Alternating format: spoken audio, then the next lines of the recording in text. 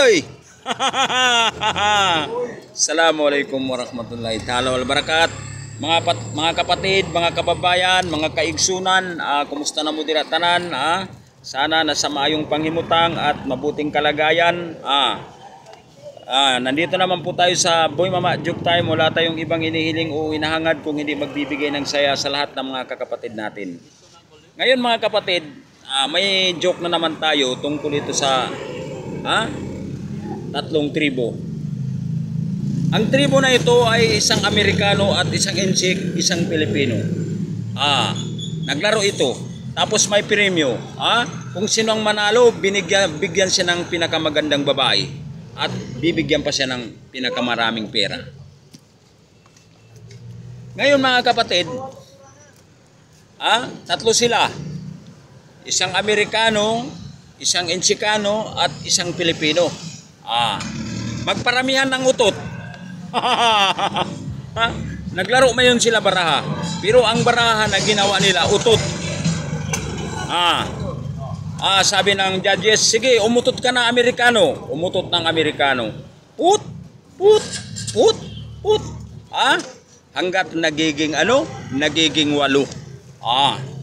Sabi ng Amerikano, standing na ako. Sabi niya, sinong mauna sa inyo? Inchik, sabi niya, Inchik. Umutot ang Inchik. Kasi ni ma. Put, put, put. Hanggang naging 7.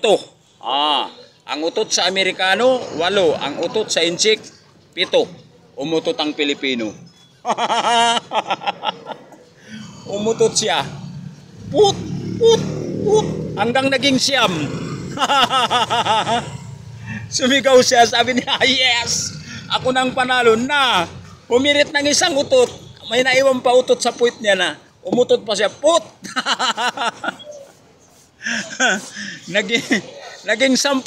Hindi siya nanalo. Ang nanalo Amerikano kasi nakautot siya ng isa. 9 na sana yung utot ng Pilipino. Doon lang ang Pilipino natalo. Kaya mga kapatid, yun lang ang joke natin. Sana nagustuhan nyo at i-share nyo sa iba at lagi kayong mag-like and mag-follow, mag-subscribe. At palagi tayong masaya, i-enjoy natin ang araw na ito at sa bandang araw na huli. Okay mga kapatid, goodbye. We love you always.